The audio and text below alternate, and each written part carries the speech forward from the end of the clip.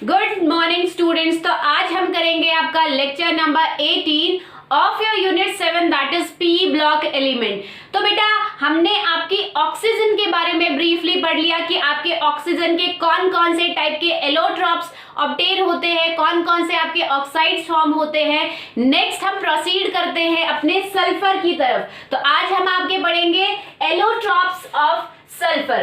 तो सबसे पहले बात आती है कि एलोट्रॉप्स आपका क्या होता है। बेटा एलोट्रॉप्स आपके वो कंपाउंड होते हैं जिसमें एलिमेंट सेम हो बट डिफरेंट कंपाउंड, यानी कि दो या एक एलिमेंट अलग अलग कंपाउंड बना रहा हो। फॉर एग्जाम्पल हमने आपकी बात की थी ऑक्सीजन के एलोट्रॉप्स की। तो ऑक्सीजन के एलोट्रॉप्स कौन है? O2 एंड O3, यानी कि इसमें क्या है, ऑक्सीजन ही है और कोई एलिमेंट नहीं है। तो एलिमेंट सेम एलिमेंट जब आपके एक से ज्यादा कंपाउंड बनाए, उन सारे कंपाउंड्स को हम कहते हैं एलोट्रॉप्स। तो नेक्स्ट अगर हम बात करें सल्फर की, तो सल्फर के बेटा आपको बहुत सारे, जैसे ऑक्सीजन के तो हमने आपके दो ही एलोट्रॉप देखे थे, बट सल्फर के बहुत सारे numerous number of allotropes can be found on the earth crust. ठीक है, तो sulphur can form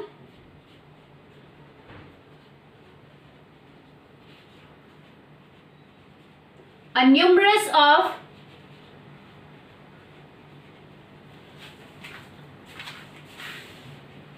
allotropes.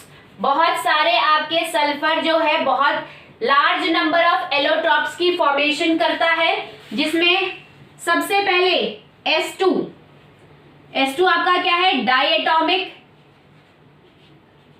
Gas है। नेक्स्ट अगर हम बात करें नेक्स्ट एलोट्रॉप की, दैट इज योर S8 आपके दो फॉर्म में एग्जिस्ट करता है। पहला आपका रोम्बिक, ठीक है, रोम्बिक को कई बुकों में ऑर्थोरोम्बिक भी कहा गया है, काफी बुकों में रोम्बिक को ऑक्टाहेड्रल भी कहा गया है, एंड काफी बुकों में इसको अल्फा सल्फर भी कहा गया है। ठीक है बेटा, ये चीज आपको याद रखनी है कि रोम्बिक अगर पूछा जाए, ऑर्थोरोम्बिक, ऑक्टाहेड्रल, अल्फा सल्फर सब एक के ही नाम है, तो हम यहाँ पे अल्फा सल्फर नाम लेके चलेंगे। ठीक है, नेक्स्ट अगर बात करें S8 दूसरे फॉर्म में भी, ये अलग अलग फॉर्म में एग्जिस्ट कर रहा है। पहली फॉर्म इसकी ये है, दूसरी आपकी फॉर्म है आपकी यहाँ पे मोनोक्लिनिक, जिसको हम प्रिज्मेटिक भी कहते हैं, प्रिज्मेटिक।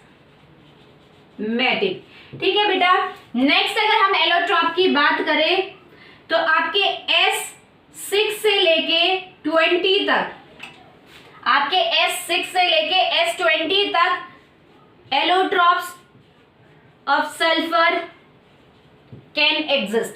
ठीक है, S6 से लेके S20 तक आपके एलोट्रॉप्स बहुत टाइप के, आपको बहुत लार्ज नंबर ऑफ एलोट्रॉप्स आपको ऑब्टेन हो सकते हैं। फॉर एग्जांपल अगर यहाँ बात करें तो S6 नाम का एक एलोट्रॉप होता है जो कि आपका चेयर, जिसकी शेप आपकी चेयर शेप होती है, जो कि चेयर फॉर्म में एग्जिस्ट करता है। ठीक है, तो हम इन सब एलोट्रॉप्स की बारी बारी से बात करेंगे। सबसे पहले हम ले लेते हैं आपका अल्फा सल्फर, इसको बेटा बीटा सल्फर भी कहते हैं। ठीक है, बीटा सल्फर भी कहते हैं। तो हम आपके पहले बात करेंगे अल्फा सल्फर की, तो ऑटोमेटिकली आप समझ जाना अल्फा सल्फर मींस आपका क्या है, रोम्बिक ही है। ठीक है, रोम्बिक एलोट्रॉप को ही हम अल्फा सल्फर बोलते हैं, मोनोक्लिनिक को हम बीटा सल्फर बोलते हैं। ठीक है, तो वन बाय वन हम सारे आपके एलोट्रॉप्स को डिस्कस करेंगे, जिसमें सबसे पहला आपका नंबर आता है अल्फा सल्फर का।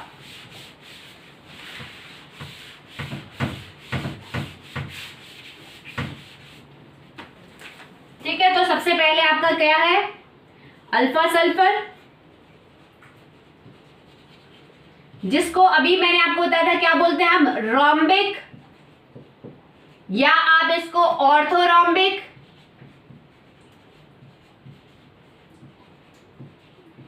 या फिर octahedral, octahedral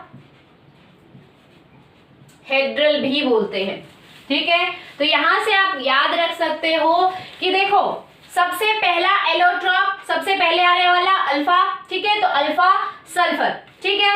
next rhombic, rhombic से मिलता जुलता नाम क्या है, ऑक्टाहेड्रल, और octahedral oh for sorry rhombic से मिलता जुलता ऑर्थोरोम्बिक, और ओ से आपका ऑक्टाहेड्रल भी होता है, ठीक है। तो ये सारे ही नाम हैं, जिस नाम से आपको याद करना है आप याद कर सकते हो, बट आपको ये पता होना चाहिए कि अल्फा सल्फर को हम इन सब नाम से जानते हैं, क्योंकि काफी बार आपको एग्जाम में ऑर्थोरोम्बिक दे देगा, तो यहाँ कंफ्यूज नहीं होना है आपको, ठीक है। तो सबसे पहले अगर हम बात करें बेटा अल्फा सल्फर, तो इसकी प्रिपरेशन देख लेते हैं कि आपका ये एलोट्रॉप कैसे फॉर्म होता है। अब अगर बात करें अल्फा सल्फर कैसे फॉर्म होता है, तो ऑफ कोर्स ये सल्फर का, जैसे आपको पता चल रहा है इसमें सल्फर यूज होगा, ठीक है। इसकी प्रिपरेशन के लिए, इसकी फॉर्मेशन के लिए आपको सल्फर का यूज करना पड़ेगा, और सल्फर आपको अर्थ क्रस्ट में एलॉय के फॉर्म में, मिनरल्स के फॉर्म में इजीली मिल जाता है, ठीक है। तो अगर हम इसकी प्रिपरेशन की बात करें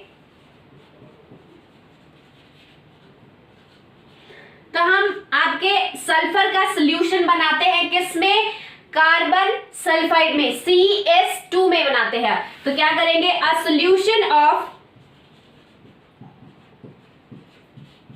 sulphur in CS2 is prepared.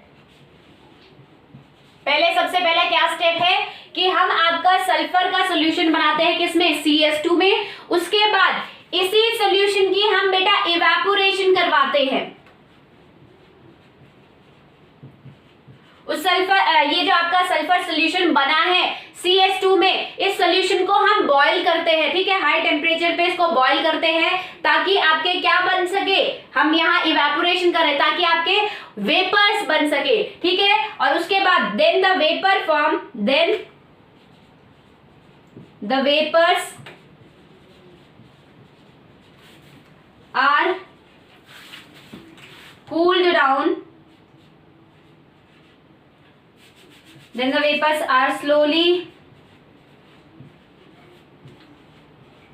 cool। उसके बाद हम क्या करते हैं, इन वेपर्स की, जो आपके इवेपोरेशन से जो इस सोल्यूशन के वेपर आपके कलेक्ट हुए हैं, उनको हम एक सेपरेट कलेक्टर में कलेक्ट करते हैं, और उन वेपर्स की हम क्या करते हैं बेटा, स्लोली स्लोली कूलिंग करते हैं, ठीक है।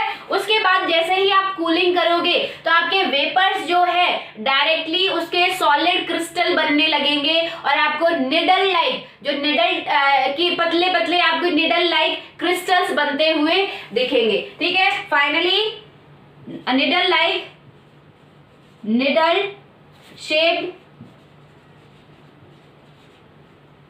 क्रिस्टल्स ऑफ अल्फा सल्फर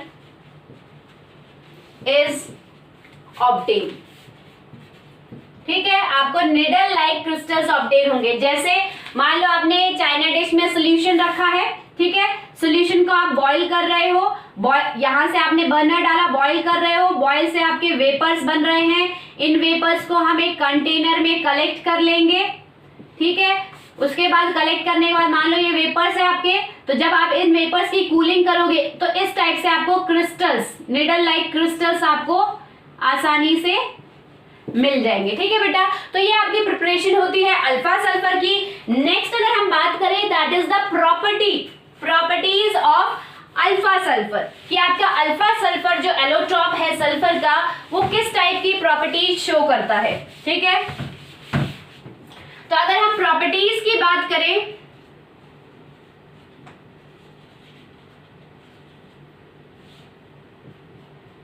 तो alpha sulphur is the only allotrope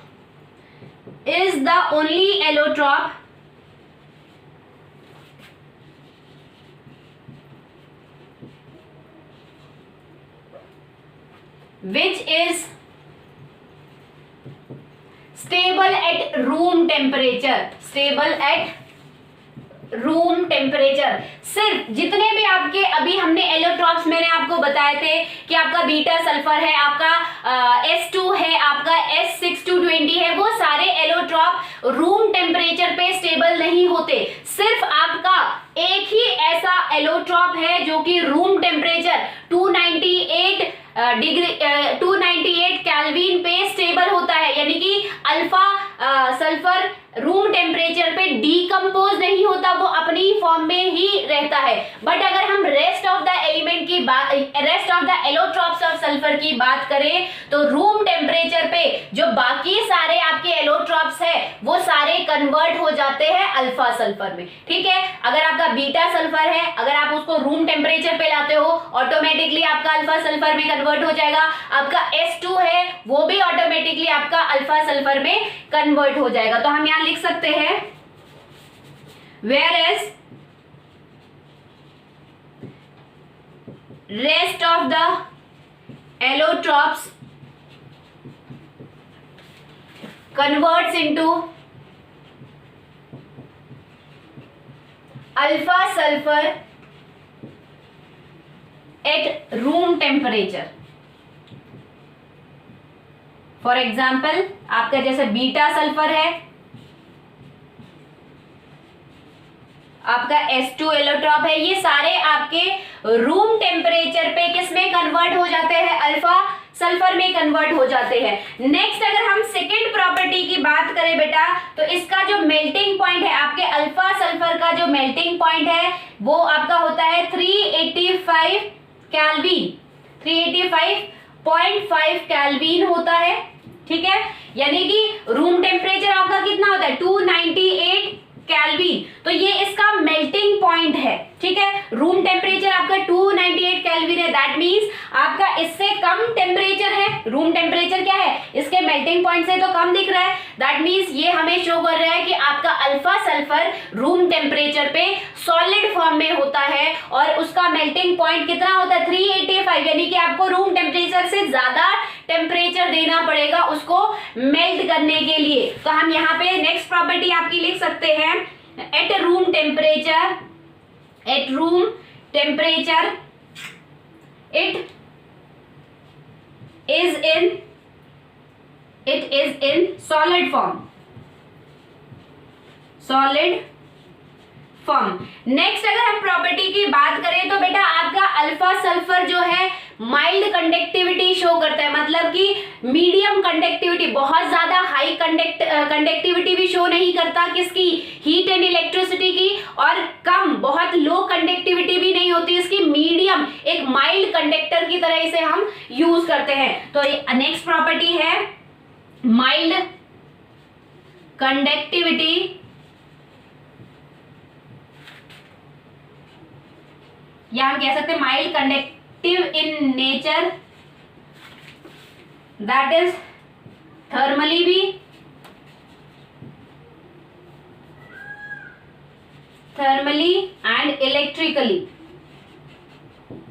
इसकी इलेक्ट्रिकल और थर्मल कंडक्टिविटी जो होती है माइल्ड होती है, मतलब मीडियम लेवल की होती है, बहुत ज्यादा हाई भी नहीं है बहुत ज्यादा लो भी नहीं है। नेक्स्ट अगर हम प्रॉपर्टी की बात करें बेटा, तो ये जो आपका अल्फा सल्फर है it is insoluble in water, ये वाटर में इनसॉल्युबल होता है। क्यों इनसॉल्युबल होता है, अगर हम वाटर की बात करें, अगर आप वाटर की बात करते हो, वाटर आपका क्या होता है H2O, और आपको पता है H2O कैसे नेचर का होता है, पोलर नेचर का होता है, दैट मींस वाटर मॉलिक्यूल में एक साइड आपका क्या होता है पार्शियल नेगेटिव पोल जनरेट हो जाता है और दूसरी साइड आपका पार्शियल पॉजिटिव पोल जनरेट हो जाता है, इसीलिए हम उसको पोलर नेचर का कहते हैं। बट अगर हम S8 की बात करें, यानी कि सल्फर सल्फर सल्फर सल्फर, इस टाइप से आपके S8 मॉलिक्यूल्स अल्फा सल्फर में अरेंज होते हैं, क्योंकि अभी मैंने आपको बताया था कि अल्फा सल्फर किसका फॉर्म है S8 मॉलिक्यूल्स का, सल्फर 8 सल्फर मॉलिक्यूल्स का ही फॉर्म है। ठीक है, 8 sulphur molecule different different arrangement में अरेंज होके दो फॉर्म बनाते हैं, पहली आपकी अल्फा सल्फर, दूसरी आपकी बीटा सल्फर। तो यहाँ पे इस टाइप से सल्फर की अरेंजमेंट होती है इनमें अल्फा सल्फर में। तो देखो बेटा ये सल्फर है, ये सल्फर है, दोनों की इलेक्ट्रोनेगेटिविटी सेम होगी, दैट मींस ये जो आपके बॉन्ड पेयर इलेक्ट्रॉन है ये ऐसा नहीं है कि इस सल्फर की तरफ इनका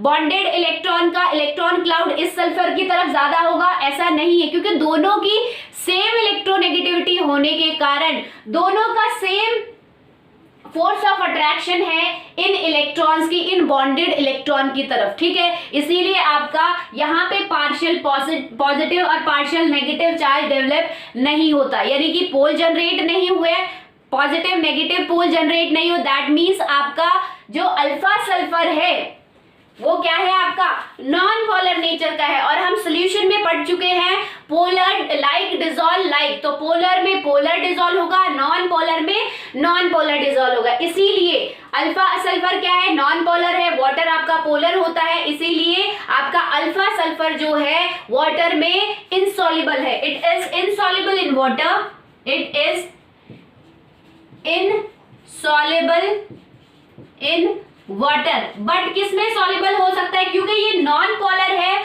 तो ये नॉन पोलर कुछ एक्सटेंट पे नॉन पोलर सॉल्वेंट में इजीली सॉल्युबल हो सकता है। तो ये जैसे कि आपका but soluble in, but slightly soluble in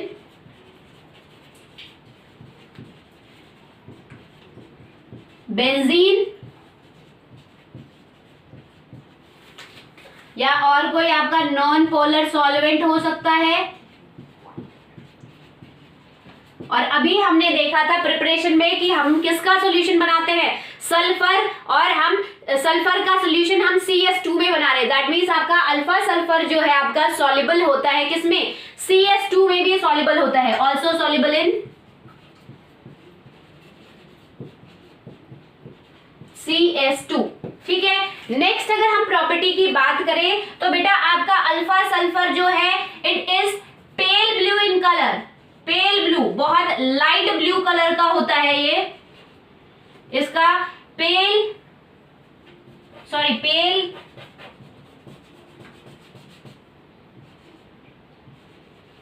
blue colour का होता है।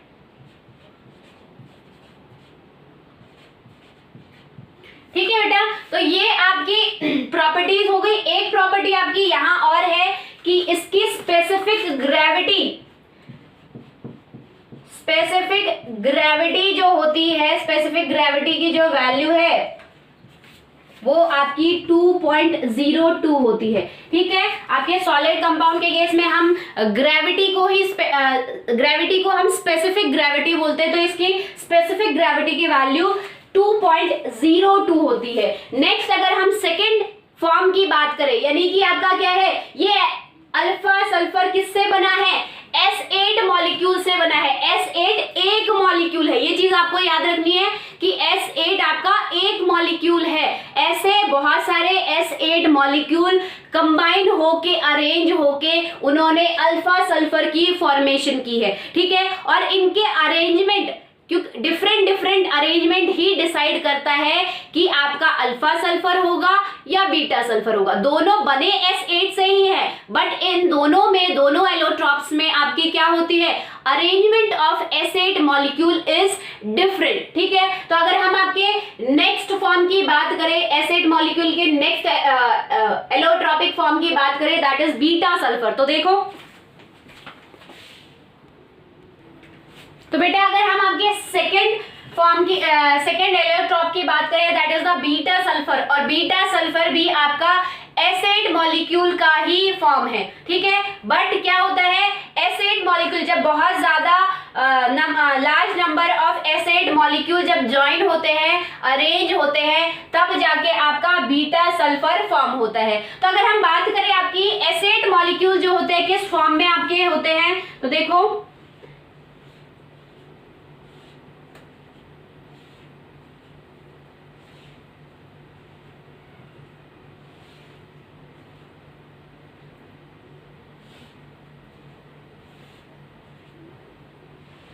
ठीक है बेटा, तो इस टाइप की क्राउन शेप होती है S8 मॉलिक्यूल की।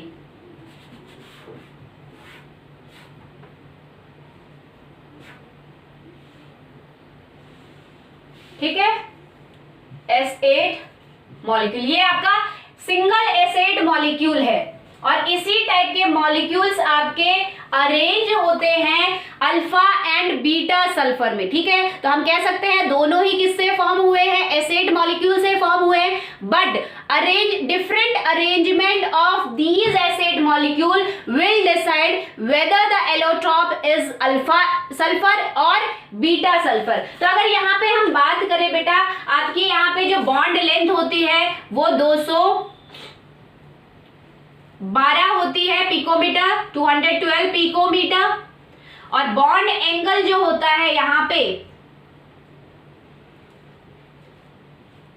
ये 107 के अप्रॉक्स होता है, ठीक है, 107 डिग्री के अप्रॉक्स होता है। तो इसी टाइप के एसिड मॉलिक्यूल्स आपके दोनों एलोट्रॉप में अल्फा सल्फर और बीटा सल्फर में अरेंज होते हैं। फॉर एग्जांपल मान लो, देखो यहाँ पे मैं आपको एक अरेंजमेंट बता देती हूँ किस टाइप से अरेंज हो सकते हैं। तो देखो इस टाइप की डब्ल्यू शेप होती है या क्राउन शेप होती है एसिड मॉलिक्यूल्स की।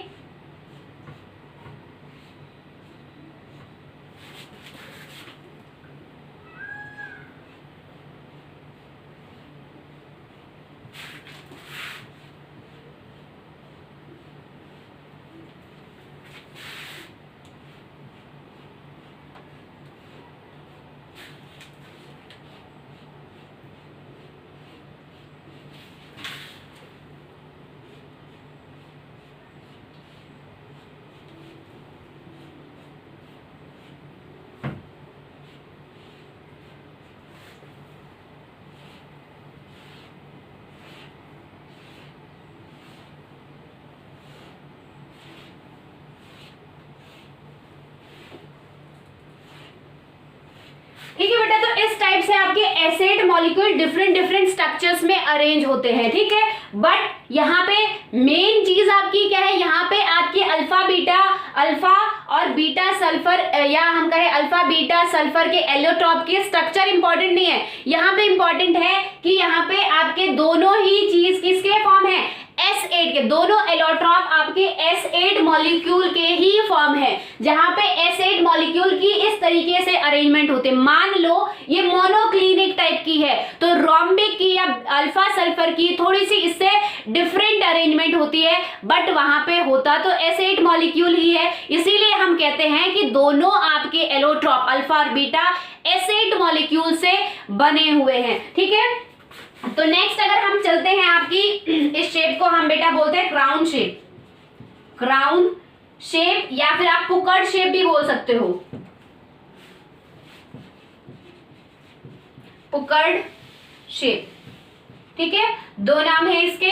तो अगर हम बात करें आपके बीटा सल्फर की, ये मैंने जस्ट आपको बताया ताकि आपको कंफ्यूजन ना हो कि मैं आपको बार बार बोल रही हूँ दोनों एसिड से बने हैं, तो आप सोचोगे अगर दोनों एसिड से बने हैं तो दोनों का सेम नाम क्यों नहीं है, एक ही एलोट्रॉप क्यों नहीं है, क्यों, क्योंकि ये एसिड की दोनों में होते एसिड मॉलिक्यूल ही, S8 का S8 एक मॉलिक्यूल है, ठीक है। तो ऐसे ही S8 बहुत सारे मॉलिक्यूल होते हैं और दोनों में एसिड मॉलिक्यूल का अरेंजमेंट डिफरेंट होता है। इस वजह से एक को नाम दिया अल्फा सल्फर और दूसरे को नाम दिया बीटा सल्फर,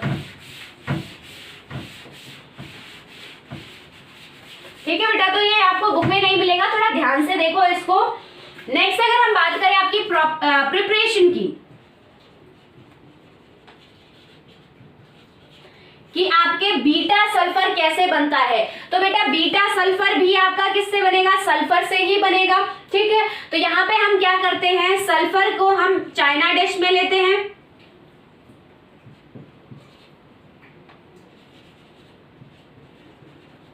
सल्फर को चाइना डिश में लेते हैं। चाइना डिश आपको पता है चीनी मिट्टी का जो बर्तन होता है, जो आपने लैब्स में देखा होगा, वाइट क्ले का जो बर्तन होता है, जो आप नॉर्मली जैसे सॉसर्स जो होते हैं, मतलब चाय पीते हो उसके नीचे की जो प्लेट होती है वो चीनी मिट्टी की होती है। तो इस टाइप की चाइना डिश हम आपके यूज करते हैं हीटिंग पर्पस के लिए, ठीक है। तो उसमें हम सल्फर डालेंगे और उसके बाद हम हीट करेंगे इसको, हीट अबाउ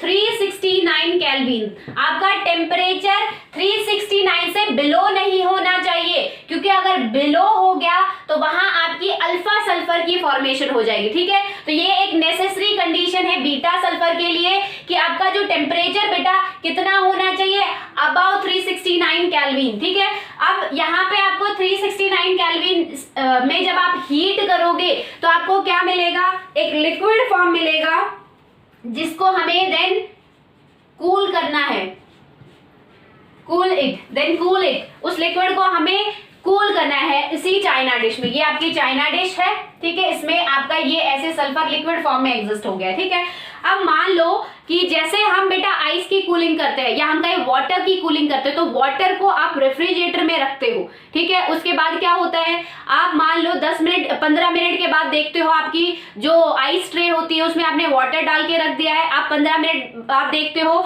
तो वहां पे क्या होता है, इस टाइप से आपकी एक आउटर लेयर बन जाती है आइस की, बिल्कुल हल्की पतली सी आउटर लेयर बन जाती है। ठीक है, फिर से आप रख देते हो मान लो उसको, फिर अगर आप 10-15 मिनट बाद और फिर से निकाल के देखते हो तो ये लेयर थोड़ी सी मोटी हो जाती है। ठीक है, इस टाइप से आपकी थोड़ी सी थिक हो जाती है। तो यानी कि पहले बाउंड्रीज बनती है कूलिंग में, आपकी पहले लिक्विड की बाउंड्री बनती है। ठीक है, उसके बाद अंदर का लिक्विड धीरे धीरे कूल होना स्टार्ट होता है और फिर वो जमने लग जाता है। तो मान लो यहाँ पे हम आपका, यहाँ मैंने क्या किया, उंगली डाल के ऐसे फोड़ दिया, तो जब आप फोड़ते हो तो आप वहां से क्या देखते हो, उसके अंदर अब भी कुछ आपका लिक्विड फॉर्म बचा हुआ है, वो टोटली आइस में कन्वर्ट नहीं हुआ है। ठीक है, तो यहां से अगर आप लिक्विड निकाल के देखो तो इस आइस में इस टाइप से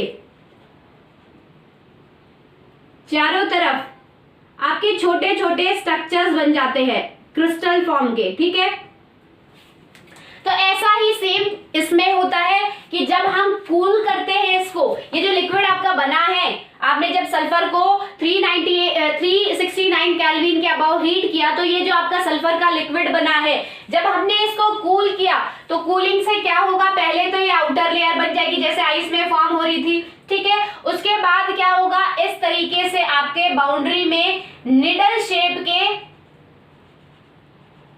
क्या बनेंगे, क्रिस्टल्स बन जाएंगे इस टाइप से। ठीक है बेटा, निडल शेप के इस टाइप से आपके क्रिस्टल्स की फॉर्मेशन हो जाएगी यहाँ पे भी। ठीक है, फिर हम क्या करेंगे, हम यहाँ उंगली से 2 होल बना देंगे। ठीक है, और 2 होल बना के क्या करेंगे, इसमें जो लिक्विड है आपका जितना क्रिस्टलाइज हो गया वो ठीक है, इसमें जो रिमेनिंग लिक्विड है उसको हम बाहर निकाल देंगे। तो यहाँ हम क्या कर रहे हैं, make two whole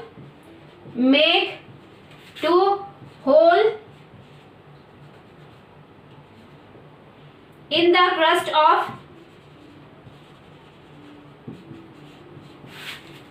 crust of the sulfur। ये जो ऊपर वाला जो क्रस्ट है सल्फर का, इसके ऊपर हम 2 होल बनाएंगे and pour out all the liquid and उसके बाद हम क्या करेंगे, इस क्रस्ट को भी रिमूव कर देंगे, remove the crust from above. ठीक है, हमने 2 होल बनाए क्रस्ट में। ठीक है, ये आउटर ऊपर के सरफेस में 2 होल ऐसे बनाए, लिक्विड डिकेंड करके, मतलब थोड़ा सा हल्का सा टिल्ट करके लिक्विड को पॉर कर लिया है। उसके बाद इस क्रस्ट को भी ऊपर से धीरे से हमने रिमूव कर दिया है, तो वहां पे आपको इजीली दिखेंगे इस टाइप के निडल लाइक क्रिस्टल। और ये निडल लाइक क्रिस्टल आपके किसके हैं, आपको दिखाने के लिए ये सब किया जा रहा है। ठीक है, ये ऊपर की क्रस्ट रिमूव की जा रही है, ये निडल लाइक क्रिस्टल आपके बीटा सल्फर के होते हैं। And the remaining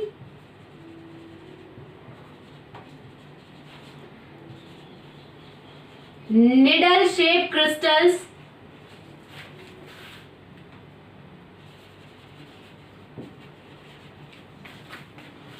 are of beta sulphur. ठीक है, जो रिमेनिंग आपके क्रिस्टल्स आपको दिख रहे हैं ये बीटा सल्फर के हैं। धीरे धीरे अगर आप लिक्विड उसमें रहने देते तो वो लिक्विड भी क्रिस्टल में कन्वर्ट हो जाता, बट यहाँ पे मैंने दिखाने के लिए आपको वो लिक्विड रिमूव कर दिया है, इस टाइप के आपके क्रिस्टल्स फॉर्म होंगे। ठीक है बेटा, तो ये तो बात हो गई प्रिपरेशन की। नेक्स्ट अगर हम बात करें आपकी प्रॉपर्टी बीटा सल्फर किस किस टाइप की प्रॉपर्टी शो करता है।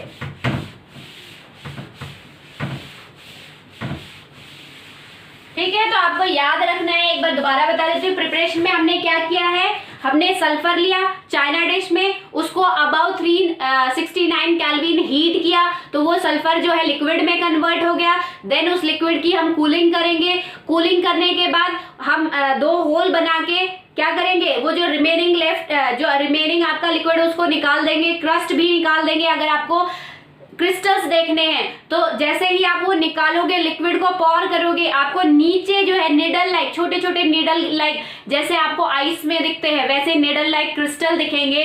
वैसे ही वही क्रिस्टल किसके होते हैं, बीटा सल्फर के होते हैं। नेक्स्ट अगर हम बात करें, that is the physical properties of beta sulphur. सबसे पहले ये आपका डल येलो कलर का होता है, डल येलो कलर का होता है। शायद मुझे ऐसा याद आ रहा हो कि मैंने अल्फा सल्फर आपका पेल ब्लू लिख दिया है, वो ब्लू नहीं है बेटा, पेल येलो है। ठीक है, तो देखो अगर मैंने लिख दिया तो वहां करेक्शन करनी है। तो ये आपका डल येलो, यानी कि पेल आपका लाइट येलो होता है, उससे भी बहुत हल्का येलो इसका कलर होता है। नेक्स्ट अगर बात करें इसकी मेल्टिंग पॉइंट 393 केल्विन होता है। इसकी specific gravity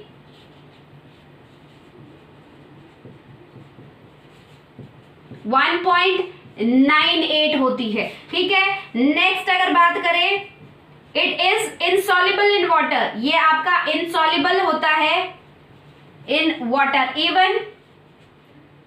even insoluble in CS2।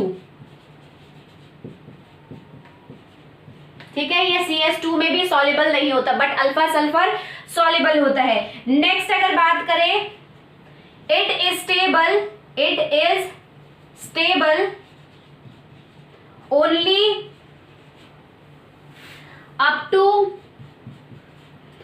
369 kelvin, only up to 369 kelvin ही स्टेबल होता है। अगर आप इससे नीचे जाओगे, टेम्परेचर अगर इससे नीचे हो गया, 369 से नीचे हो गया, तो आपका क्या होगा, वो आपका बीटा सल्फर अल्फा सल्फर में कन्वर्ट हो जाएगा। और मैंने आपको बताया था कि रूम टेम्परेचर पे सिर्फ आपका अल्फा सल्फर ही मिलता है, बाकी रिमेनिंग सल्फर के एलोट्रॉप्स अल्फा सल्फर में कन्वर्ट हो जाते हैं रूम टेम्परेचर पे आते हुए। ठीक है, तो जैसे ही आप बिलो करोगे, ये आपका बीटा सल्फर सिर्फ इतने टेम्परेचर तक स्टेबल होता है, इससे अबाव स्टेबल होता है, बट अगर इससे बिलो आप जाओगे तो आपका क्या होगा, अल्फा सल्फर की फॉर्मेशन होगी। Below that it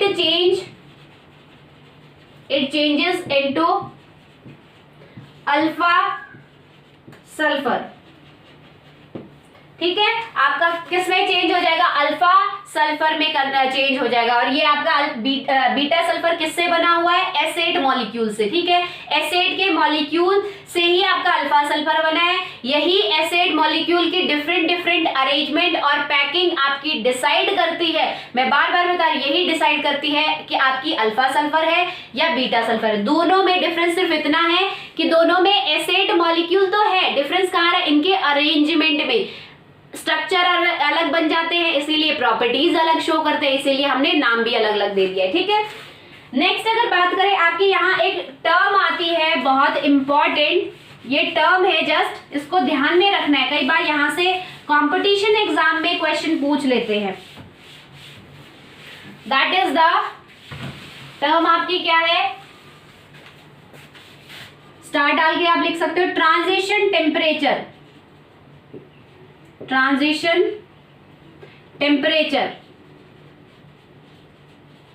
transition temperature अगर हम सल्फर के केस में ले, सल्फर के केस में ट्रांजिशन टेम्परेचर 369 केल्विन, और अगर आप डिग्री सेल्सियस में लो तो 96 डिग्री सेल्सियस होता है। ठीक है, डायरेक्ट क्वेश्चन यहां से कई बार कंपटीशन एग्जाम में पूछ लेते हैं, ऐसा क्यों है, क्या कारण है इसका। तो बेटा अगर हम कारण की बात करें तो देखो, ये आपका अल्फा सल्फर होता है और ये आपका बीटा सल्फर होता है।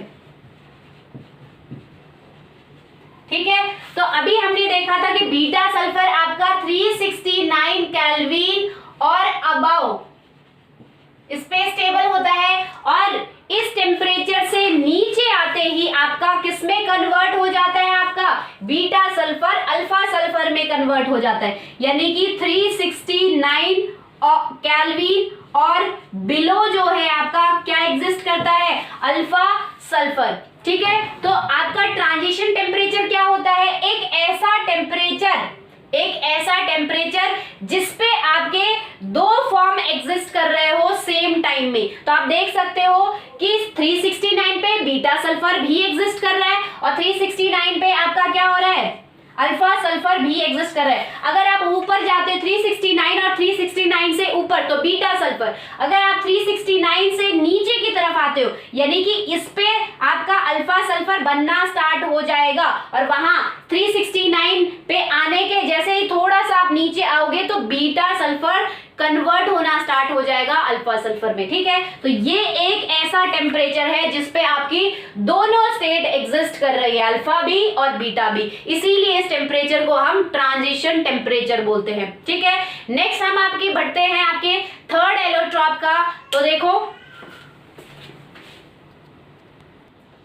तो बेटा अगर हम आपके लेबोरेटरी लेवल की बात करें तो लेबोरेटरी लेवल पे भी आपके लार्ज नंबर ऑफ सल्फर के एलोट्रॉप्स फॉर्म किए जा सकते हैं ranging from S6 to S20। ठीक है, एट लेबोरेटरी लेवल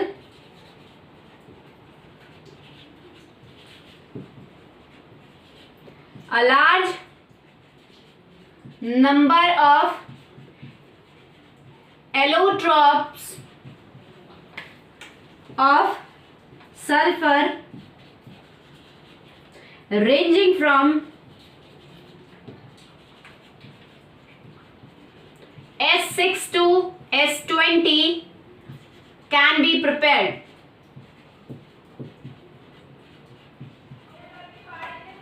सबसे पहले अगर हम आपके लेबोरेटरी लेवल पे बात करें तो ये आपका थर्ड एलोट्रॉप है। पहले दो हम आपके पढ़ चुके हैं। थर्ड एलोट्रॉप मान लो साइक्लो S6, अगर इसकी ही बात करते हैं तो बेटा साइक्लो S6 को हम एक और नाम से भी जानते हैं, दैट इज एंगल सल्फर। इसको एंगल सल्फर भी बोलते हैं या फिर कई बार इस तरीके से ईगल सल्फर भी लिखा जाता है। ठीक है, ये सारे आपके साइक्लो S6 के ही नाम है। तो बेटा अगर साइक्लो S6 की बात की जाए तो साइक्लो S6 की शेप जो होती है, इस एलोट्रॉप की शेप जो है आपकी चेयर फॉर्म होती है, चेयर फॉर्म। ठीक है, तो देखो चेयर फॉर्म आपकी किस तरीके से होती है, सल्फर सल्फर सल्फर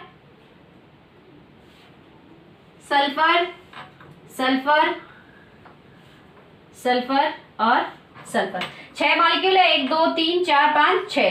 तो यहाँ पे अगर हम बॉन्ड लेंथ की बात करें तो बॉन्ड लेंथ, ये सारी बॉन्ड की लेंथ जो होती है सारी आपकी होती है 205.7 पिकोमीटर और बॉन्ड एंगल की अगर बात करें तो ये आपका होता है 102.2 डिग्री। ठीक है, 102.2 डिग्री। ठीक है, तो ये आपकी साइक्लो S6 की बात हो गई। नेक्स्ट अगर हम आपके लास्ट पॉलीमर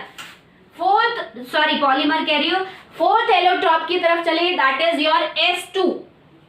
ठीक है, जिसको हम डाई एटॉमिक सल्फर भी बोलते हैं, डाई एटॉमिक सल्फर भी बोलते हैं।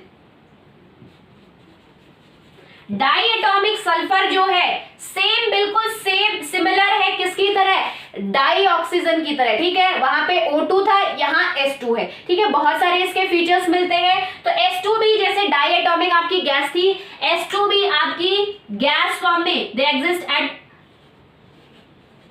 गैस फॉर्म, रूम टेम्परेचर पे ये गैस फॉर्म में होता है। और अगर हम इसकी एग्जिस्टेंस की बात करें तो ये नियरली आपका 1000 केल्विन पे एग्जिस्ट करता है। सल्फर जो है S2 गैस फॉर्म होता है और किस टेम्परेचर पे एग्जिस्ट करता है, 1000 केल्विन पे एग्जिस्ट करता है। नेक्स्ट अगर बात करें कि जैसे आपका हमने क्या देखा था कि डाई ऑक्सीजन आपका क्या है, पैरामैग्नेटिक नेचर का होता है।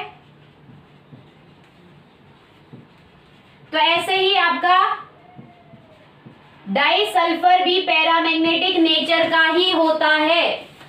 अकॉर्डिंग टू MOT, ठीक है। मॉलिक्यूलर ऑर्बिटल थ्योरी के अकॉर्डिंग आपका, जैसे हमने वहां एक्सप्लेन किया था O2 आपका पैरामैग्नेटिक होता है, ऐसे ही ये भी आपका पैरामैग्नेटिक ही होता है MOT के, मॉलिक्यूलर ऑर्बिटल थ्योरी के अकॉर्डिंग। कैसे, यहाँ पे भी बेटा आपका जैसे उसमें आपका O2 में था कि पाई 3px और पाई 3py जो ऑर्बिटल होगा उसमें क्या होता है, एक एक इलेक्ट्रॉन होता है। ऊपर की तरफ अगर आप फिलिंग करते हुए जाओ तो इनमें ये ऐसे 2 अनपेयर्ड इलेक्ट्रॉन होते हैं। इनके वजह से ही आपका क्या होता है, पैरामैग्नेटिक होता है सल्फर का। बिल्कुल एग्जैक्टली आपकी MOT जो है सल्फर में भी यही था। सल्फर में सिर्फ यहाँ पे 2, क्योंकि सेकेंड शेल होता है 2p होता है, तो यहाँ पे पाई 2px और पाई 2py में अनपेयर्ड इलेक्ट्रॉन थे। और सल्फर के केस में आपका क्या, ये ऑक्सीजन के केस में पाई 2px और पाई 2py में थे अनपेयर्ड इलेक्ट्रॉन, इसकी वजह से उनका पैरामैग्नेटिक नेचर था। और यहाँ पे सल्फर में पाई 3px और पाई 3py में आपके 2 अनपेयर्ड होंगे। अगर आप MOT molecular orbital diagram draw करके देखते हो तो आपको इजीली समझ में आए, सेम डायग्राम है बिल्कुल, ठीक है। सिर्फ आपका जो नंबर है शेल का वो इंक्रीज हुआ है, ठीक है बेटा। तो आई होप आज का कंसेप्ट आपको समझ में आया होगा। That is the allotropes of sulphur. Next के लेक्चर में हम आपका सल्फर डाइऑक्साइड के बारे में बात करेंगे। That's all for today, thank you.